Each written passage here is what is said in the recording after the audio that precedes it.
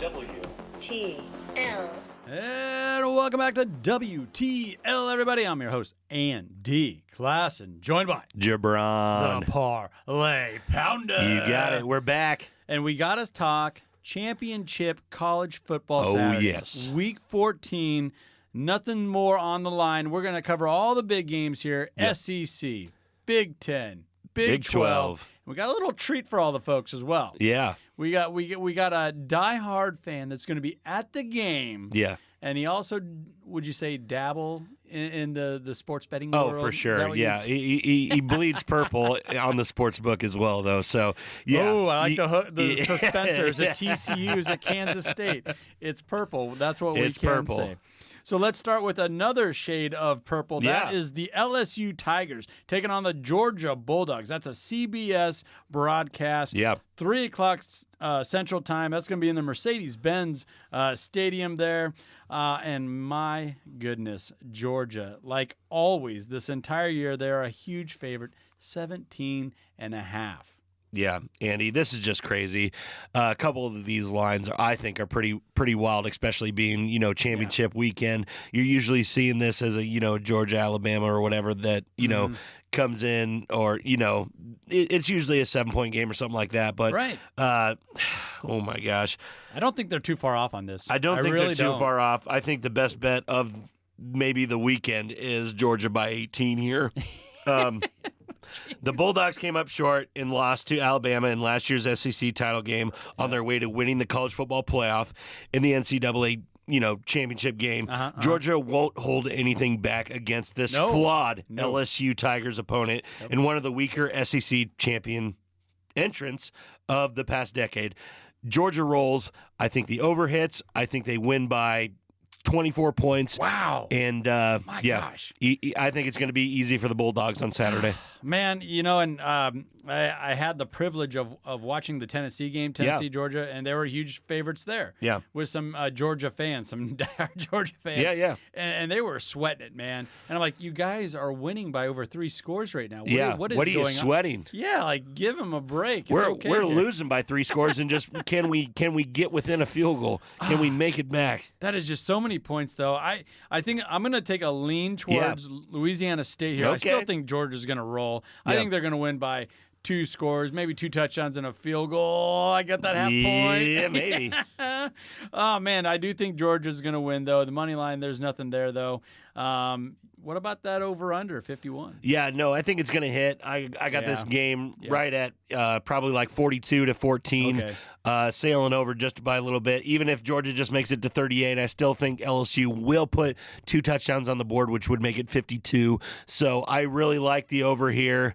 Something for pause. Georgia's only 6-6 against the spread on the year. I know they're 12-0 Yeah. straight up. Yep. Right, and that's the thing that matters most, right? But to a gambler or a sports bettor, you got to look at that ATS.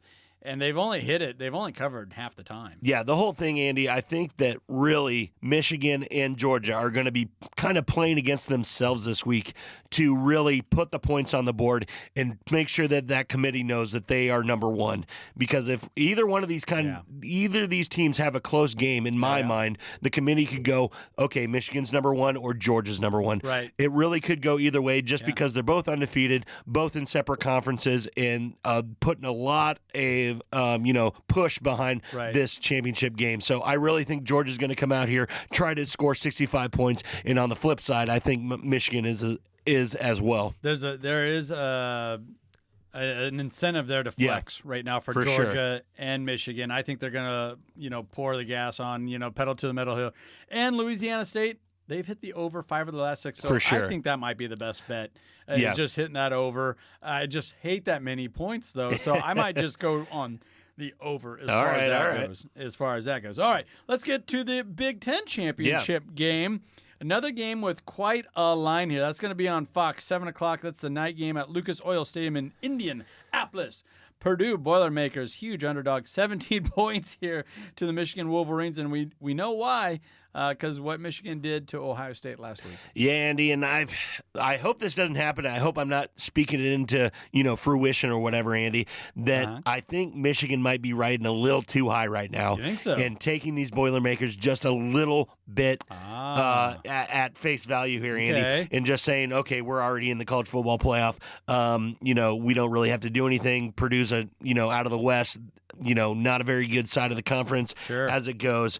As it looks at right now, Purdue has the best defense in the Big Ten. I know that's not saying a lot, but as it looks right now, that they have given up the least amount of points.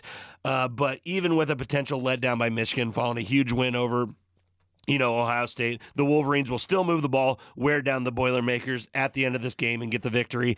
I do like Purdue covering the 17 points, but I think this might sail over as well. See, and I like the over here as well. It's at 52. The total's at 52 on most books. And I kind of on the opposite, where I liked LSU. Yeah. I don't like Purdue here. Okay. And maybe I'm drinking too much of the Michigan Kool-Aid right now as well, but I still think even if Michigan fumbles up, takes them a little lightly, they're still going to score over 40 points. Yeah. Let's score 42 in their sleep. And I don't know if Purdue, they can score 20. Yeah. I'm not sold on Brum. I'm not sold on the Big Ten West for what I feel is good reason. Yeah, We've for seen sure. An entire season of body of work. In the East, give them their due. Ohio State, Michigan, Penn State, they're the class right now. Alrighty. And Michigan's at the tippy top of that. There you go. Any other things that you're looking at here? Any of those snippets, or should we try and round up Micah? Let's get Micah on the horn. All right.